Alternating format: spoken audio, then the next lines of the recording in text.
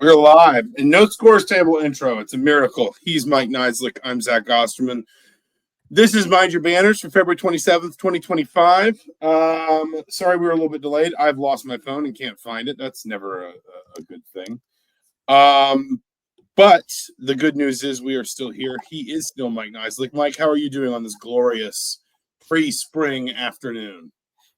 Oh, I'm great. I got a lot going on. I got to go to the West Coast tomorrow, but got the women's game tonight. Important women's game. Feels like both teams are playing for their tournament lives. Would you say West Coast, Best Coast? We'll see. I have not been to Seattle before. I actually never have either. Washington State is, I think I figured this out recently. Washington State, I think, is one of only 9 states I've not visited. So I thought you said you did Seattle for the tournament and Dayton from Dayton. Portland. Oh, that's Portland. Okay. There was a time when it looked like to get out of Portland, I was going to have to wake up at 5 a.m., rent a car, and drive to SeaTac Airport to get home. That would have been a lovely trip to Seattle. Because, yeah, I mean, I would have been able to cross off Washington State then. I think I would have earned my Washington. You remember those old fridge magnets? Yeah, Did your grandparents have those? No, yeah. All of them, yeah. And I would always be like, these don't fit together. These states are not the correct size. But anyway, we're not here to talk about travel concerns. We are here to talk about Indiana basketball. And in particular, I think both the present and future. We'll start with the present first.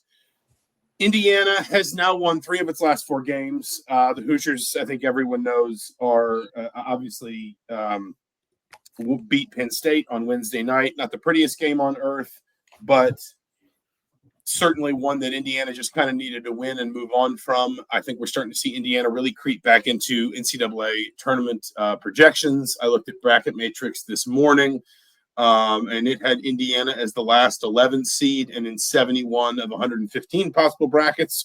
So we're really starting to see Indiana kind of surge back into that portion of the conversation. I mean, I think it's fair to say, Mike, like they've still got a lot of work to do, as every bubble team does at this time of year. If you're on the bubble by its nature, you've got work to do. But they're firmly in that mix now. I don't think there's any way around that. Yeah, but I mean, they could get tripped up. With 3 games to play, a loss to Washington would probably be, worst case scenario. I mean, I think they could survive a loss to Oregon, but I think they could survive a loss to Washington if they beat Oregon. Yeah, but I mean, I think that's a tougher task based on just the timing of the games as well. It's an 8:30 game. They're going to have been on the West Coast for 5 days. It'll be interesting. And then obviously with the finale against Ohio State, I still think, I mean, if you want to avoid the first 4, you probably got to win at least 2 of the last 3 here. And then that would probably help them avoid the first day of the Big Ten tournament. So it'll be interesting to see if they can carry over the momentum, because obviously, they've won 3 of 4. The last 2 second halves, the second half against Purdue and Penn State, were probably some of the best basketball they've played this season, especially offensively. What they did moving the ball around yesterday was really impressive.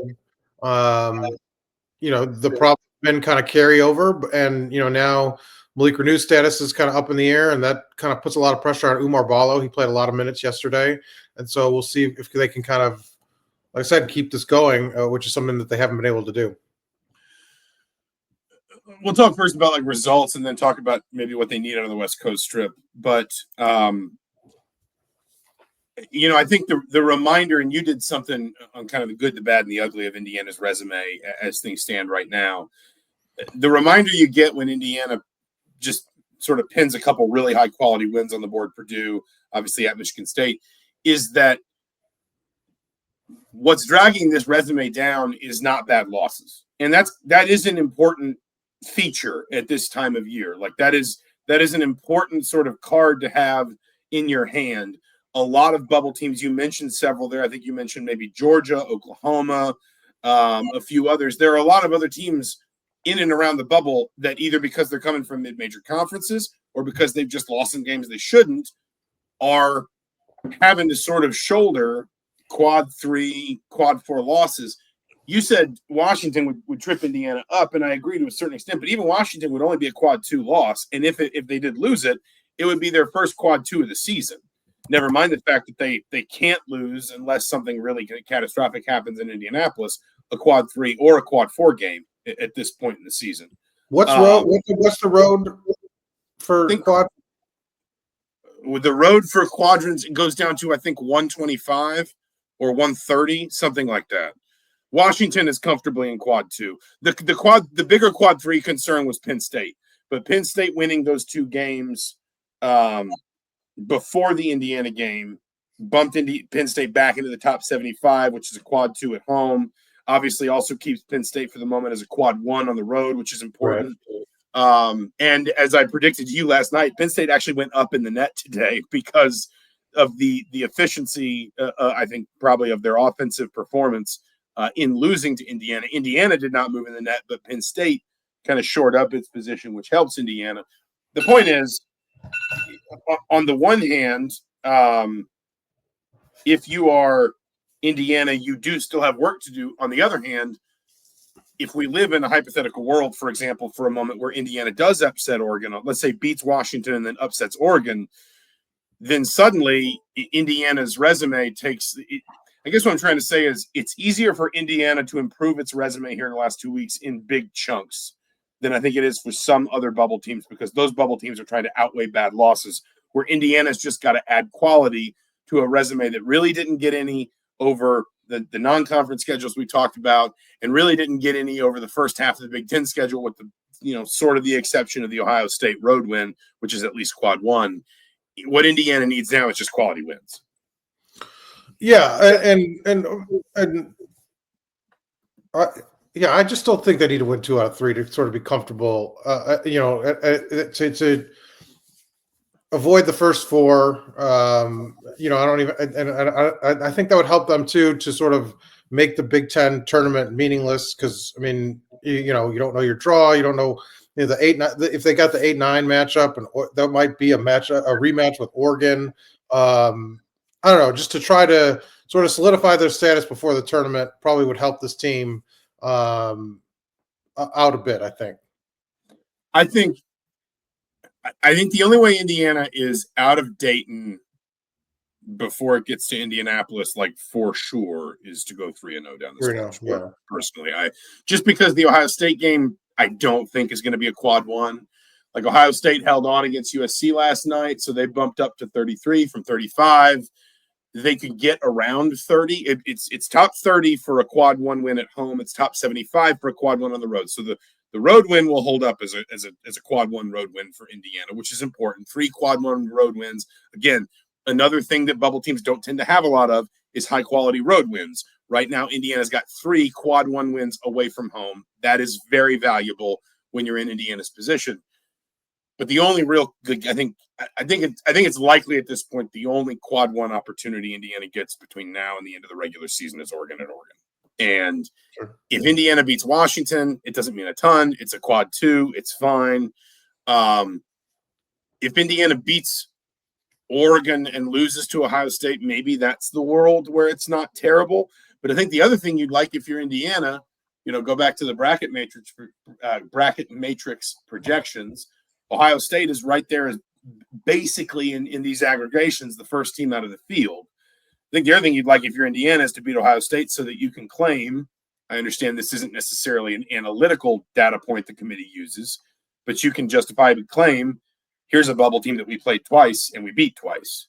So, in addition to these other elements of our resume, you can be assured that we're a better team than them. I think Indiana's got to win all 3 of these to really feel like it's definitely out of Dayton, regardless of what happens in the Big Ten tournament. And then, it probably depends a little bit on who you're playing there, and maybe 1 extra win would really help you. But I think Indiana's going to be sweating the first 4 unless it goes 3-0 here down the stretch. That's my personal opinion. Do you want to talk? You posted Hooperazzi's question up there. What would have happened if Woodson had changed his lineup, or made similar changes kind of to these rotations and lineup? What are your thoughts on that? I mean, I think it's easy to say with hindsight. there are some elements that I think it's fair to point out, like, for example, not being quite so too big heavy.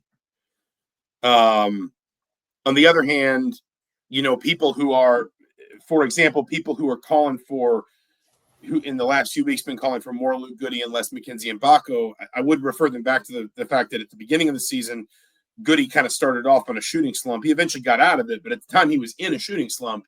And Mbako was, for a while there, Indiana's most consistent source of offense. I mean, like, if you go back to even those games in Atlantis, excuse me, he was bad against Louisville. Everyone was, but he had 13 points and 4 rebounds against Gonzaga, and he had 25 points against Providence.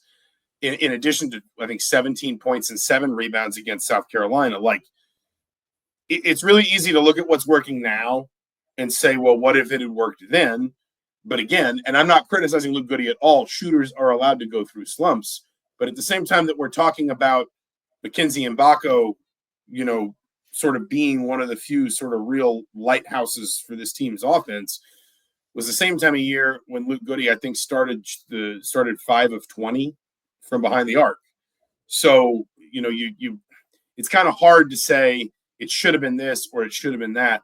I think maybe the one area beyond the two bigs, which has just been done to death, and I don't think we need to rehash it too much, but I would be curious for your thoughts. The one big change I would be curious about is more Anthony Leal. And I don't mean that, there's a lot of people who it's like, oh, it's intangibles and this and that. And I think that's important, especially from a senior.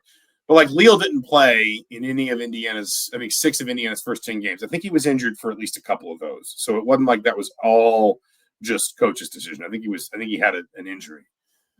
But undeniably, I mean, he's, to use a Ken Palm statistic, over the course of the season, he's playing about 37% of available minutes.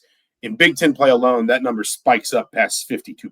So, like, I mean, his playing time has clearly risen as the season has gone on.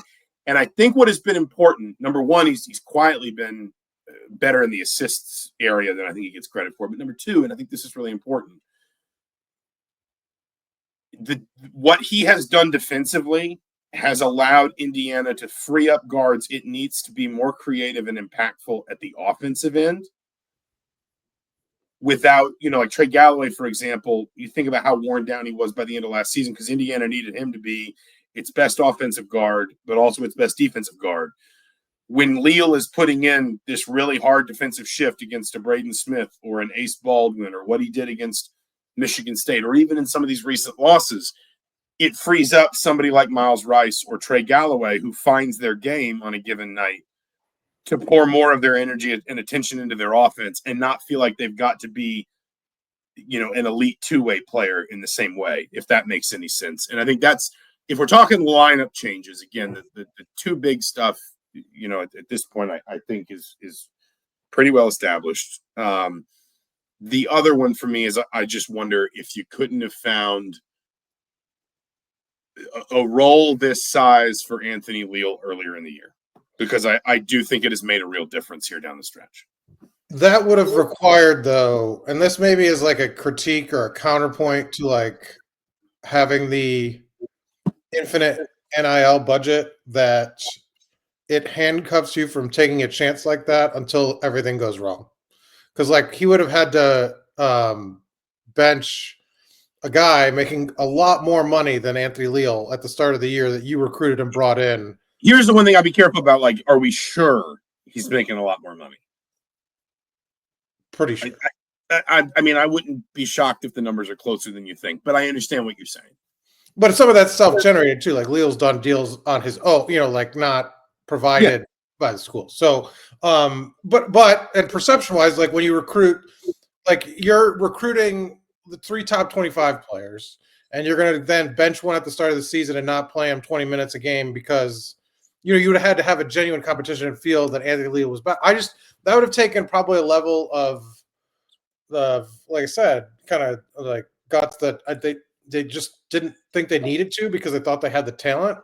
But I mean, I think it speaks to maybe the lack of if they had played maybe 1 or 2 tougher games in the non-conference schedule, they could have gone to these changes sooner because they could have seen that that the battle for Atlantis wasn't an aberration, that it was going to be sort of the standard against tougher teams. Like the two big lineups wouldn't work. They needed more sort of, to come together chemistry that they thought they'd develop, but just never came. Like, I don't know. I think maybe it's all just kind of like the perfect storm. Like they didn't learn any lessons from the non-conference schedule, rolled into the Big Ten with sort of like what they thought would work. And it didn't in some of the higher profile games, and then kind of collapsed, right? In Iowa, Illinois, lost 8-10. You want one of my hot takes? Yes. My hot Well, I said no. Are you done? Is that it? Yeah. Yeah. You can't have it. No, I don't want it. No,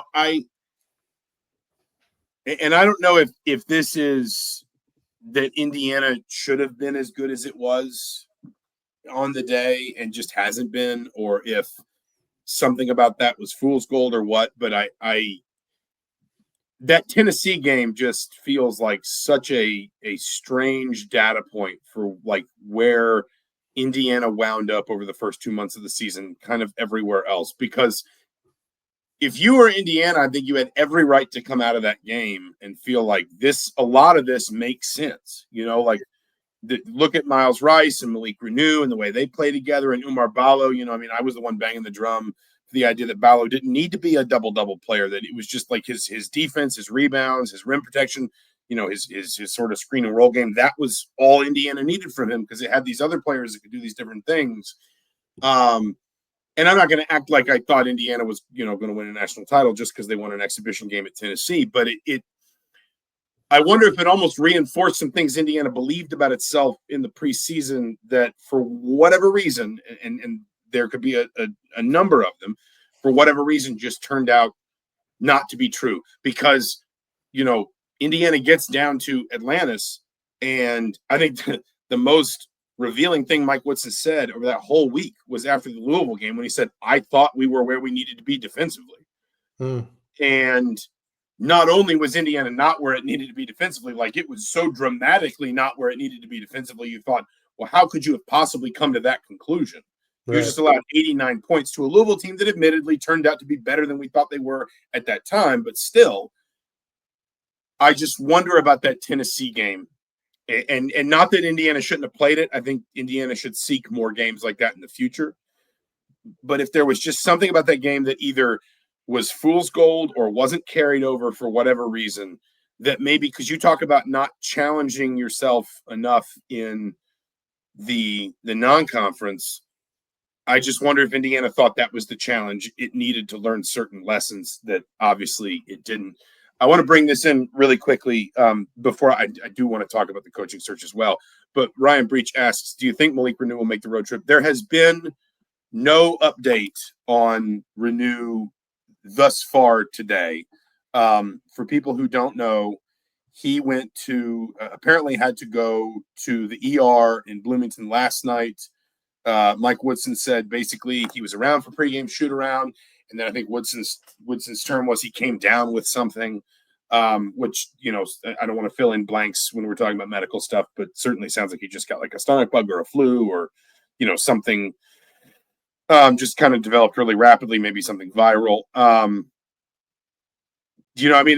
think it's touch and go, frankly, because if you're Indiana, you can always fly Renew out later if you need to. I mean, like football programs do that when a football player has to be hospitalized overnight, on the road, they fly them back or drive them back. If maybe they can't fly, like a concussion type situation, that a staffer stays with them and then gets them home. I mean, you might, and I don't want to speculate too much. Again, there has not been an update on Renew to this point, but you might need to consider something like that if there's a concern about putting somebody sick on an airplane with everybody else, because this would obviously be. And we've seen some teams really struggle with this year, Illinois being the prime example in the Big Ten. This would be pretty much the worst time, imaginable to come down with some team-wide illness. Yeah, I mean, that's not a hot take. That's a very true take. Oh, no, that was not a hot take. No. Okay. But Alex said not playing the what-if game. But what I thought was interesting is that in the last two press conferences, Mike Woodson sounded a bit more wistful in terms of made hints that I think he said, if we was asked about kind of recent success, and he said, if a ball bounces one or two other ways, we're probably not even having some of these conversations. He's gone to that and pointed out, especially, which I talked about kind of in the resume thing, that 5-game losing streak in particular, 4 of those games were lost by 10 or less points. I think he thinks about the what ifs, and he's thinking about the what ifs because that sort of defined the season. And he's put it on the rails, he has certainly ditched like a lot of his preconceived notions about like what this team should be rotations wise and things. I mean, like, it's 2 games in a row now that Indiana basically just played 6 players in the second half. I know, Carlisle and Hatton get on the floor in the second half against Penn State, whereas they don't at all against Purdue, but they play like a combined 4 minutes in the second half. Hatton played a minute and 10 seconds. Yeah. Yeah. I mean, like it is literally, right now in crunch time, 3 guards, Luke Goody, Umar Ballo, and a backup big. Yeah, I mean I did Mackenzie Mbako play? Mbako might have played a little. He played like 11 minutes in the second half. Yeah, so they got to. I guess they got to. Well, no, they still only played 6 because Renew wasn't in the game. So instead of basically it was Mbako in the game in the 6-man rotation instead of Renew. Woodson has always pared down his rotations as seasons have gone on. But I mean, this feels like a pronounced sort of. And this is what you talked about. You wrote about a little bit about it from one direction. I wrote about it from another last night. Like, this is just very clearly he's picked his guys. Like, he's just he's in and Hooperazzi. He's defined it. He's defined it too. I mean, he's made the delineation like he's just riding the guys that mostly have seniors and most experience. 4 of those guys are seniors: Leal, Galloway, Ballo, and Goody. 3 of them are 5-year seniors. Goody's not, right? Goody's just a regular That's senior. correct, yeah. So 3 5th-year seniors, another senior. Then Rice, he's been around college basketball for 4 years? This is his 4th year? This is his 4th year.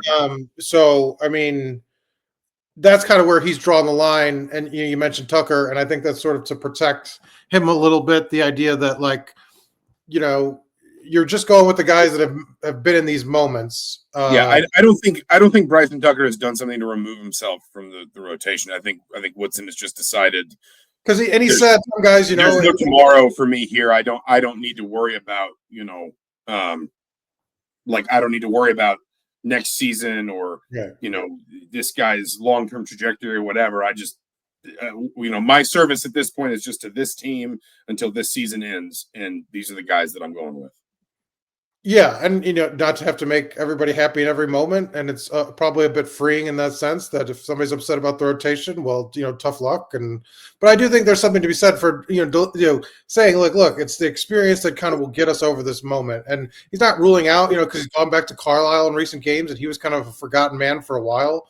So I could see a spot where Tucker comes in because he is sort of offensively can kind of put points in bunches. Like if he's comes in the Oregon game, I could see that, especially if Renew's not there and they need to, open up the bench a little bit. But I just think it's that experience that sort of, especially in these second halves, to try to limit mistakes, to try to have sort of steady leadership, because, these are high pressure moments. And if you come up short, you can't really bounce back now, so that's why I think he's kind of done it. Should we talk about the future now? How far into the future? I mean, an undetermined length of time at this point. I guess this is a little bit like shameless self-promotion time, but I tried to, and I think you read it, just like take a different spin on like just producing some, hot board 2.0 that really had, no particular updates, because I don't think there are a ton of updates. I do believe the most I can provide here on my end, and chime in if you've got more, is basically I do believe Indiana's probably at the point now with turnkey involved where third parties are making contact with other third parties to feel out certain things. Would someone be interested? If they would, on what terms? What would the non-negotiables be, and so forth. But I don't, based on everything I've heard and everyone I've talked to, I don't buy the the line of thought that basically it's all done and it's just being kept under wraps, and that is out there right now. I suspect that's not true. Maybe I'll be proven wrong in the long term, and I'll hold up my hand if I am.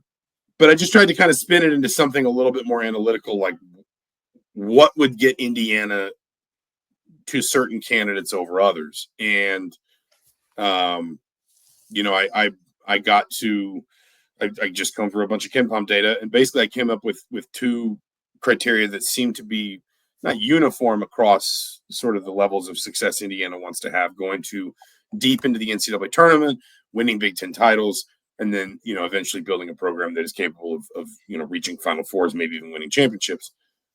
And the two big ones, I mean, the two most consistent ones were, one, the ability to either score or defend the ball at a really high level, or both, but at least one of those two, you are somewhere between great and elite, like 95th percentile or above nationally in either the ability to score the ball or defend the ball.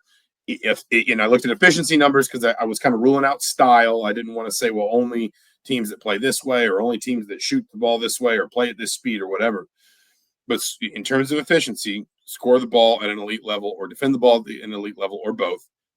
And then teams that either consistently win, basically the best way to boil it down is probably consistently win the rebound game or consistently win the turnover game. Because teams that are doing one or both of those things, whether it's through a bunch of offensive rebounds, whether it's through elite defensive rebounding, whether it's through producing a bunch of turnovers, whether it's through not committing any turnovers, teams that do that control the number of possessions in a game, and therefore the tempo of a game and the opportunities in a game.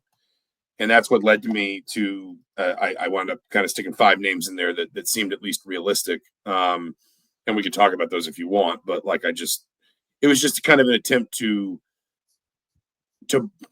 sort of sift through or distill some of this in a way that was a little bit different from just kind of, very mild updates on things and just moving through and recycling the same information over and over again.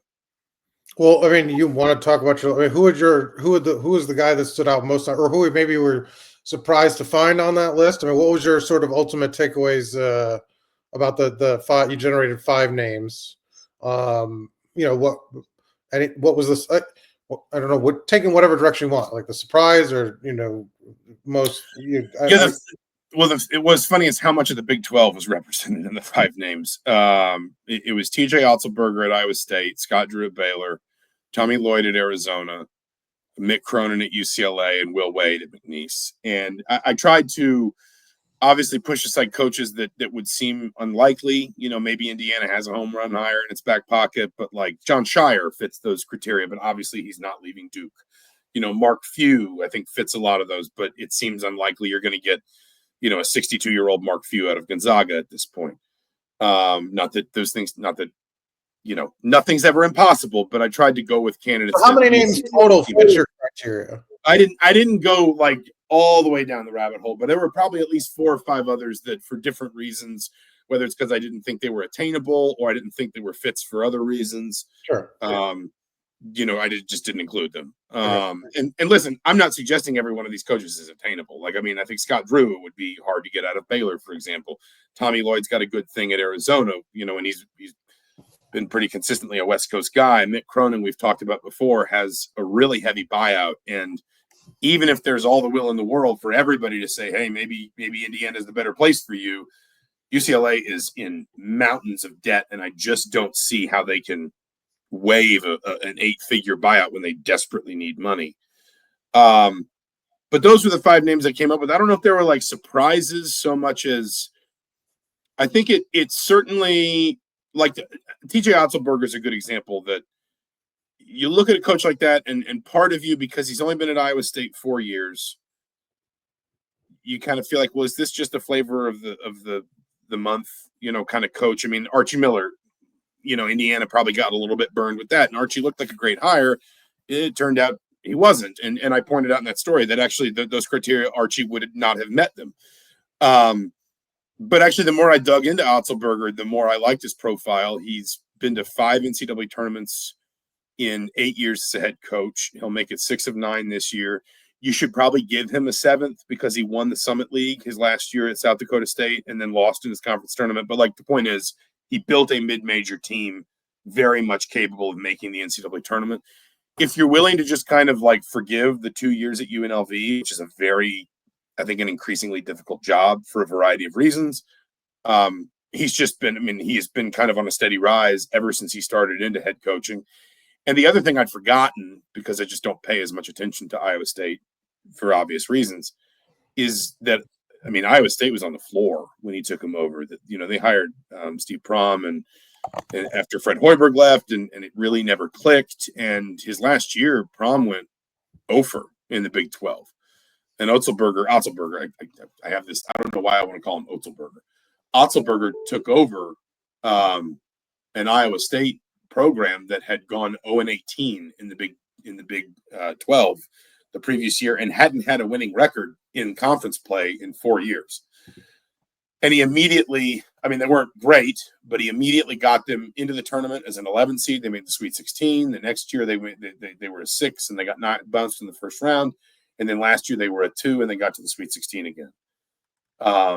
So, I mean, that was definitely one that I just kind of looked at and I don't know that I didn't necessarily have him on the list before. I know he was in my initial hot board, but it definitely changed my opinion of him, basically. Well, so everybody should read it. Lengthy. It's got some depth to it. Well, yeah, just set aside a few minutes. Huberazzi says the coaching pool is shallow. And I maybe, I don't know if this is the best place to finish with this or not, but I don't know that I agree with that. I think it's diverse. First of all, I was actually looking for the Ohio State or the Iowa State Oklahoma State game the other night, and I realized it was being broadcast exclusively on ESPN Plus, which is a reminder that the money in college athletics is maybe going to dictate Indiana's ambitions in this hire more than it has in the past. The other thing I would say is I just think it's more, to me, like there's not an obvious slam dunk, grand slam, whatever, you know, Hail Mary, fill in, whatever. If we can assume Brad Stevens is out, there's not like a coach out there that's just like Nick Saban to Alabama from the Miami job would be the, you know, kind of the football example. But I do think there are a handful of coaches that could either reflect like a Kurt Signetti to Indiana type hire. Ben McCollum would probably be the most obvious example there. He wasn't included in mine. Huberazzi also asked here about Todd Golden. Setting aside the off-court stuff with Todd Golden, I didn't include either of them because, like, basically their profiles look pretty promising. But Golden's not been a head coach for very long. There's not a lot there, and he's only been in a high major job for a couple of years. And I just couldn't find advanced data for Division II. I tried, and it's probably out there somewhere, but I couldn't find anything to build off of Ben McCollum's time down in Division II where he had a lot of success.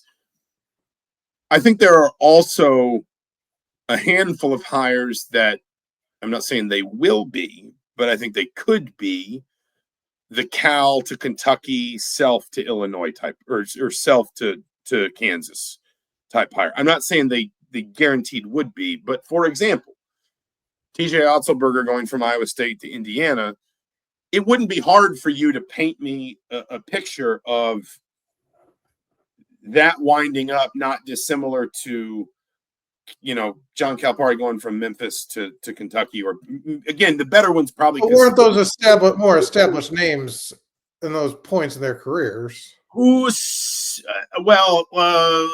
let's see. Calipari and Self were both. I'm struggling to find Kansas's profile on KenPom right now. I know they've done some syncing lately. Self had been at Tulsa for 3 years. And then he'd done 3 years at Illinois. He never won the Big Ten. He did make the Elite Eight once, his first year there. Yeah. But I think Self's Illinois tenure is probably sort of remembered in a certain way because right after he leaves, Bruce Weber takes that team to the national title game. and they lose to North Carolina 2 years later, because Self leaves Illinois for Kansas in 2003. Bruce Weber takes over at Illinois, and then in 2005, he takes Illinois all the way to the national title game where they lose to North Carolina. So I think Self's Illinois tenure is maybe remembered as, I mean, he was really good, don't get me wrong. He went 27 wins, 26 wins, 25 wins, made the tournament every year, Ken Pom top 10 finishes every year. But I don't think it's unfair to compare him, for example, to TJ Otzelberger at a similar point in his career. Okay. And then he goes to Kansas, has about 3 good to not great years. And then he has the run where he goes Elite 8, national title, Sweet 16, round of 2, Elite 8, and really starts on that run of like they win the Big 12 every year, and they're just kind of like basically as consistent as any program in the country. I think there are more hires that you could convince me would be on that trajectory if Indiana made them. So what I'm trying to say is basically, like I saw someone describe the NFL draft recently as a meat and potatoes draft, that it's not very deep at the top, or it's not studded with stars at the top this year. But a lot of league executives feel like it's very deep. That's kind of how I feel about this coaching pool, that there aren't a lot of guys where it's like, oh my God, Indiana just, shook up the whole sport overnight. But there are a lot of guys that you could convince me would do a good to great job here, basically. Yeah, no, I get that. And I mean, like you said, I mean, Indiana probably has the money to maybe make a splashy hire like that, but I mean, will that be what Scott Dolson sort of tries to do? And I think that's kind of the key question. Does he try to get a Spaghetti type, or does he go a different direction? It'll be interesting to see kind of for basketball when you have a much stronger program to start with. How does that change your coaching search? The thing I would say, the top names of the sport would never have considered Indiana football. That's fair. And so, like with Indiana basketball, you're starting at a much different spot, and so that's sort of, I think, the interesting part of it. Like maybe somebody comes out of the woodwork that you don't think, and then is like, I'd be interested, right? And then that changes the trajectory of the search. You never know. Well, and I feel like I'm doing a lot of talking, forgive me. But that is kind of the one other thing I wanted to bring up, which is the impact of revenue sharing. Because I made that Iowa State, Oklahoma State, ESPN Plus comment, sort of tongue in cheek, but sort of not. Like the thing people have to remember is, for a long time, the money was going up everywhere. And every time one of the power conferences needed to re-up its TV deal, it would just go to a network and say, put 10% on whatever the last conference got. That's essentially the negotiating point. We'll sign something close to that. Boom, boom, boom. Everybody was just making more money and more money. Where we've gotten to now is we're kind of starting to scrape the bottom of the revenue barrel on the TV side because of cord cutting and other issues. So what we're having to do more is take money from some people to give to others. And that's how basically the Pac-12 died, right? Like that's essentially what killed an entire power conference that had been around for 75 years or whatever. I thought it was interesting how many Big 12 coaches wound up in that group of 5 at the end of my analysis, in part because that dynamic's not going to change anytime soon. And the other thing people need to remember is revenue sharing is not static. It's 20.5 this year, and then it's 4% more next year, which I think is going to be in the 21-something range.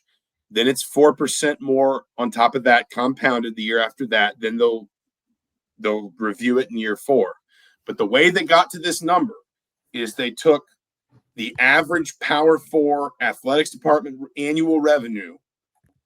They cut it in what everyone believes anyway. I don't know if anyone's ever confirmed this publicly. What everyone believes anyway is they sort of took the pro model of how the pro cuts up the TV deal and says half to the players, half to the owners, whatever. They said, here's the average annual revenue. If you cut that in half, here's how much should be shared to athletes. But then they pointed out, and I don't think unfairly, this is what the average of what these departments are already spending on scholarships. So we're going to subtract that. And that's how they got to the 20.5 number. The thing is, the average revenue for a Power 4 athletics department is probably going to keep going up. But it's going to keep going up for some at the expense of others. And what that means is the Big Ten and the SEC basically are going to make revenue sharing more expensive for everyone else because they're going to keep making more money at a faster rate than everybody else around. If you are in a Big 12 job or an ACC job, or certainly outside the Power 4 altogether, I think there is a part of you that looks at the next 3 years and says, well, my school can give me a competitive number in basketball, no problem. But what about the next 5 years? What about 8 years from now when that number, because I suspect if revenue sharing stays in the structure that we are sort of expecting to be implemented with the House settlement, we'll probably keep using a relatively pro model to calculate this quote unquote cap. So 8 years from now, what if that number is 32 or 33 or 35 million? And the Big Ten schools can fulfill it all, but I'm not sure my conference's athletics departments can, because we're not going to be making as much playoff money and we're not going to be making as much TV money. And by the way, the Big Ten and the SEC are very clearly starting to pull at the strings of things like the NCAA tournament and the college football playoff structure. And I just wonder if there aren't some coaches that are looking at Indiana and saying, that's a place that will support a winner. That's a place that's going to give more to basketball than almost anybody else. That's also a place that is probably going to be in a better financial position 7, 8, 9, 10 years from now than just about anywhere else for men's basketball outside the Big Ten and the SEC, which essentially means what? Indiana, Purdue, Kentucky, maybe a small handful of other schools, but a lot of schools are going to dump the lion's share in football.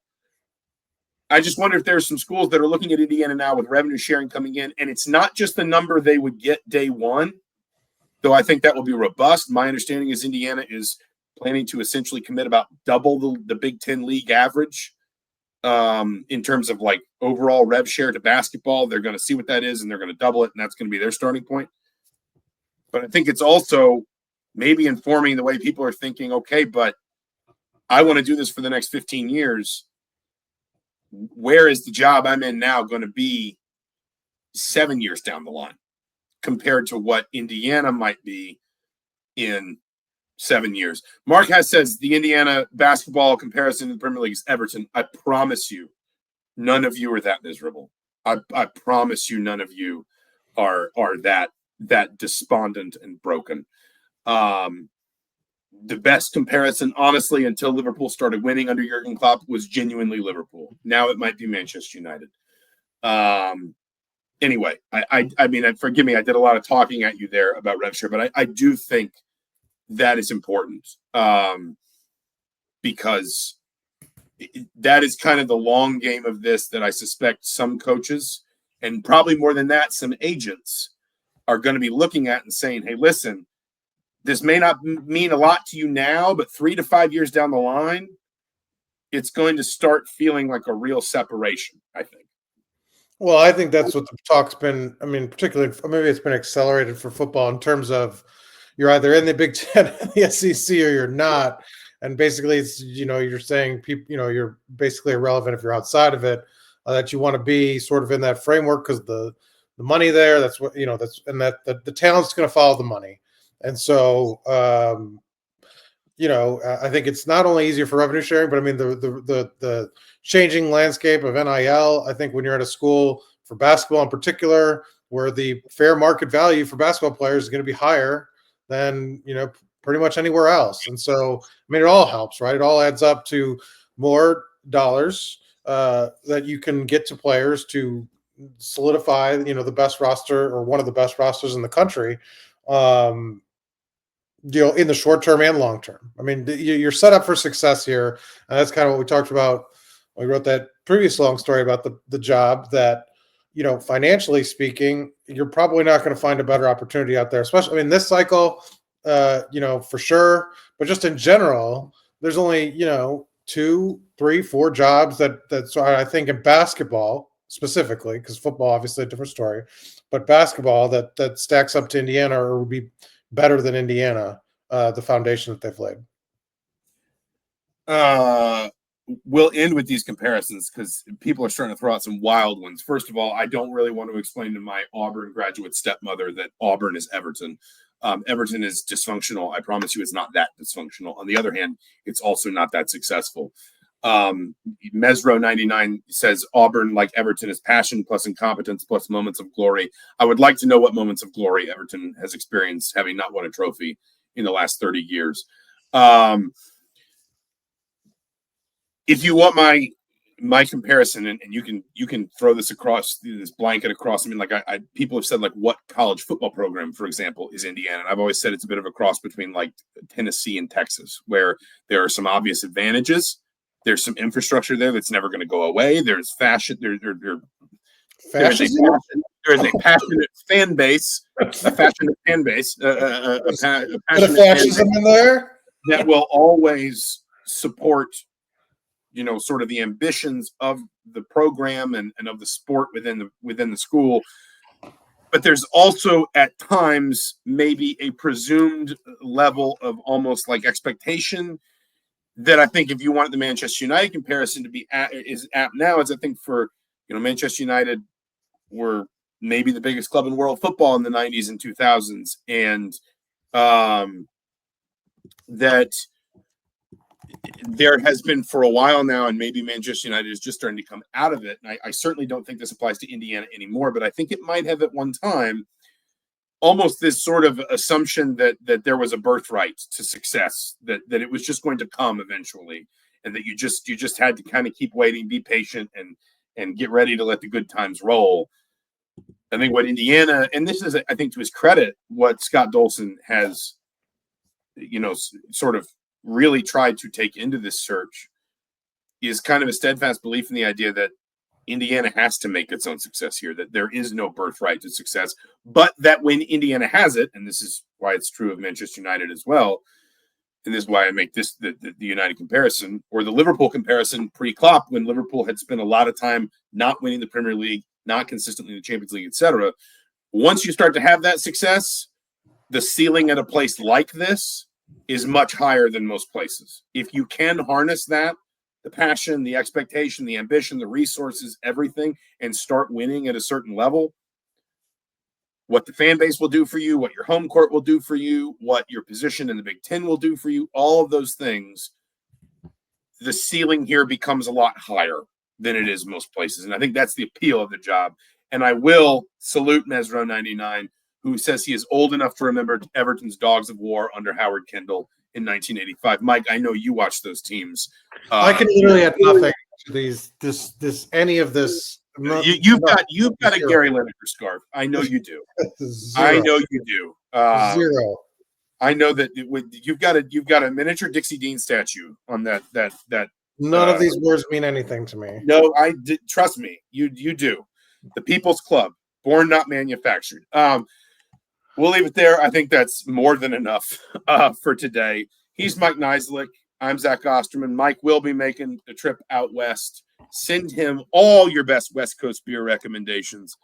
I will be covering from home and managing a 7-year-old's birthday party. So, God help us both. But until we speak again, Mike, thank you for joining us. Thank you all for joining us. This has been Mind Your Banners for February 27th, 2025. We will talk to you again soon.